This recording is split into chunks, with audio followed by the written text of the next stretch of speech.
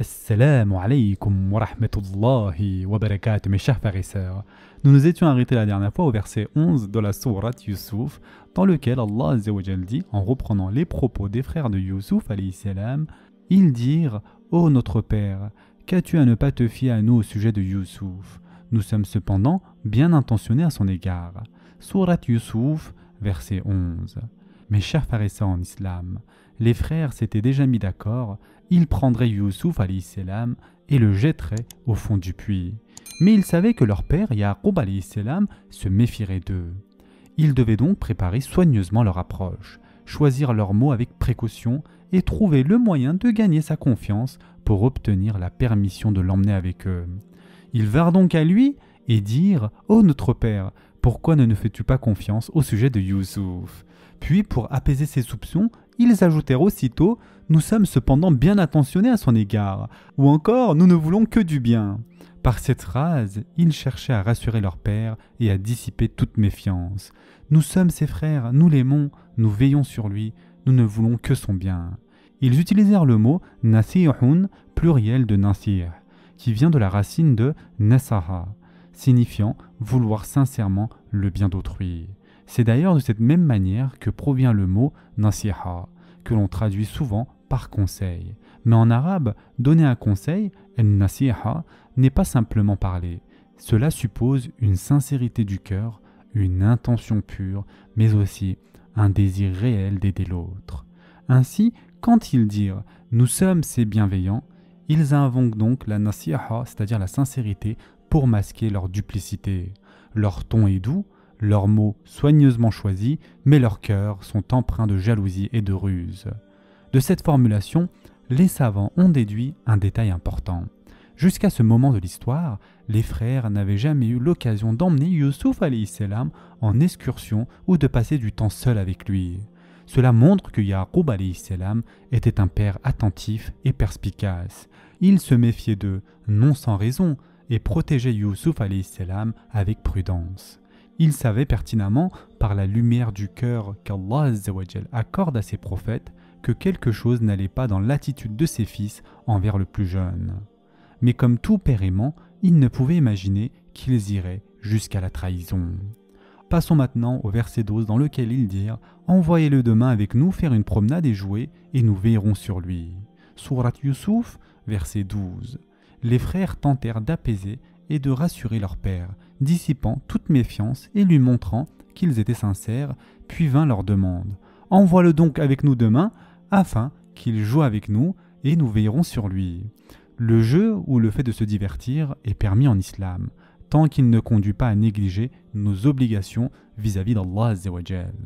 Allah subhanahu wa ta'ala utilise ici le terme « la'ib », c'est-à-dire le jeu. Ce mot est souvent associé dans le Coran à l'ahw, c'est-à-dire distraction ou amusement, lorsqu'Allah Azza wa Jal décrit la vie d'ici-bas comme un jeu et une distraction. Quelle est donc la différence entre les deux?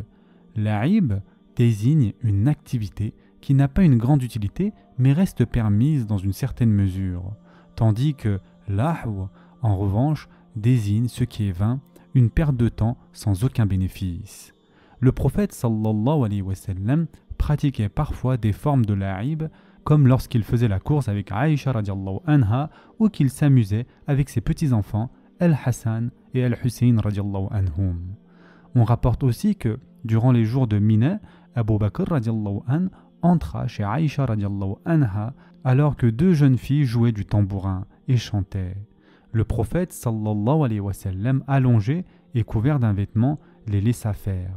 Abu Bakr radiallahu anhu voulut les réprimander, mais le prophète sallallahu alayhi wa sallam découvrit son visage et dit « Ô Abu Bakr, laisse-les car ce sont les jours de l'Eid. » Une autre fois, dans la mosquée même du prophète sallallahu alayhi wa sallam, des Abyssiniens démontraient leur talent de lancer de lance. Les compagnons regardaient, et Aïcha radiallahu anha voulut voir également. Le prophète sallallahu alayhi wa sallam se leva et elle observa la scène depuis derrière son épaule. Aïcha radiallahu anha rapporta « J'étais derrière le prophète sallallahu alayhi wa sallam tandis que je regardais les Abyssiniens jouer dans la mosquée. » Omar radiallahu anhu voulut les en empêcher, mais le prophète sallallahu alayhi wa sallam dit « Laissez-les, Ô Beni Arfida, c'est-à-dire les Abyssiniens, jouez car vous êtes en sécurité. Ce type de jeu, l'Aïb, est donc toléré car il contient une dimension humaine et sociale, contrairement à l'Ahw qui est dépourvu de tout bien. Le Lahw inclut par exemple des activités comme les jeux d'argent ou les distractions inutiles qui font perdre du temps en détournant du rappel d'Allah Azza wa Jal. Les frères de Youssouf alayhi salam invoquèrent donc une raison apparemment noble, c'est-à-dire le divertir, lui faire plaisir. En réalité, c'était une forme de chantage émotionnel. C'est comme s'ils disaient « Nous allons nous amuser, ne veux-tu pas que Youssouf s'amuse aussi?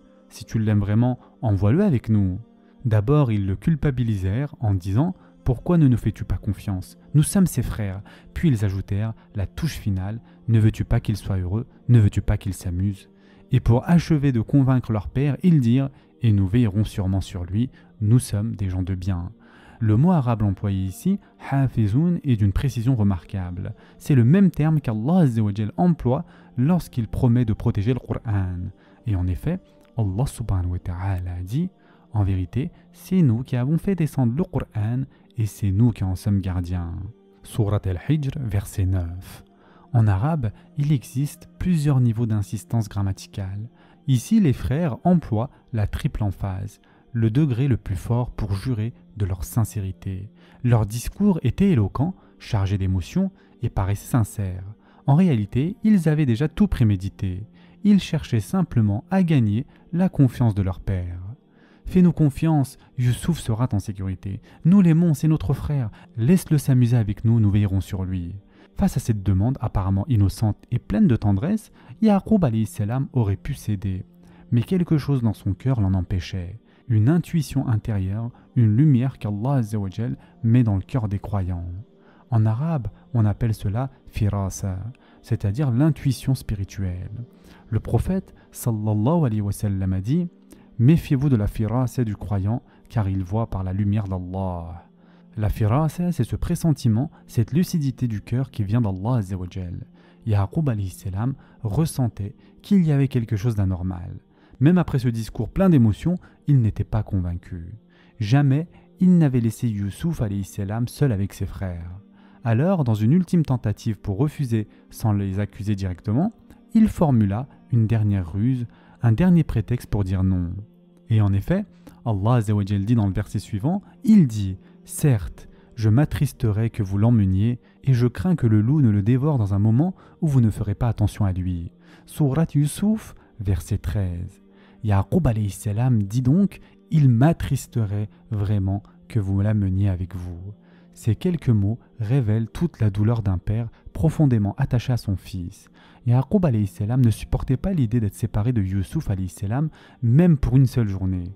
Mais au-delà de l'émotion, il y a ici un sens plus profond et symbolique. Les frères ne voulaient l'emmener que pour un jour, mais cette phrase préfigure en réalité une séparation bien plus longue, des années de détresse et d'éloignement. Il ajouta « Et je crains qu'un loup ne le dévore pendant que vous ne feriez pas attention à lui. » Selon certains savants, le pays de Canaan, où vivait Yaqub alayhi salam, était une région semi-désertique, traversée par des bêtes sauvages, notamment des loups.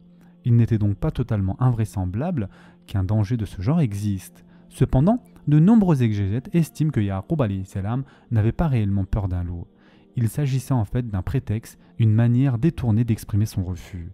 Il voulait simplement dire intérieurement « Je ne veux pas que vous l'emmeniez ». Mais ne pouvant le dire ouvertement sans provoquer la colère ou la méfiance de ses fils, il utilisa un motif plausible pour justifier sa réticence. Ce procédé en arabe s'appelle « tawriha », une formule à double sens. Le locuteur prononce une phrase techniquement vraie, mais qui peut être comprise différemment par celui qui l'écoute. La tawriya est permise en islam lorsqu'elle vise à préserver la paix, éviter un mal ou protéger quelqu'un d'une injustice.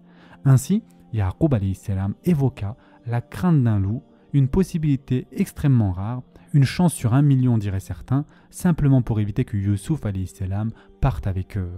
Mais par une ironie tragique, c'est cet argument même que ses fils allaient reprendre plus tard pour couvrir leurs crimes. Un loup a dévoré Youssouf. Ce détail montre que ces jeunes hommes, malgré leur nombre et leur force, étaient immatures et incapables de réfléchir aux conséquences de leurs actes. Ils avaient comploté le mal, mais sans en mesurer la portée. Comme c'est souvent le cas des criminels ou de ceux qui commettent un péché, ils pensent au moment présent à la colère, à la jalousie sans se projeter dans l'avenir. Ainsi, Yaqub alayhi salam, prononçant cette phrase inspirée par la peur et la sagesse, annonça involontairement le mensonge qu'ils allaient utiliser contre lui. Et ce mensonge allait devenir le point de départ d'une longue épreuve, aussi bien pour Yusuf alayhi salam que pour son père, éprouvant la foi, la patience et la confiance en Allah azza wa jal. Ce sera tout pour aujourd'hui. En attendant, prenez soin de vous mes chers frères et sœurs et à très prochainement, Inch'Allah.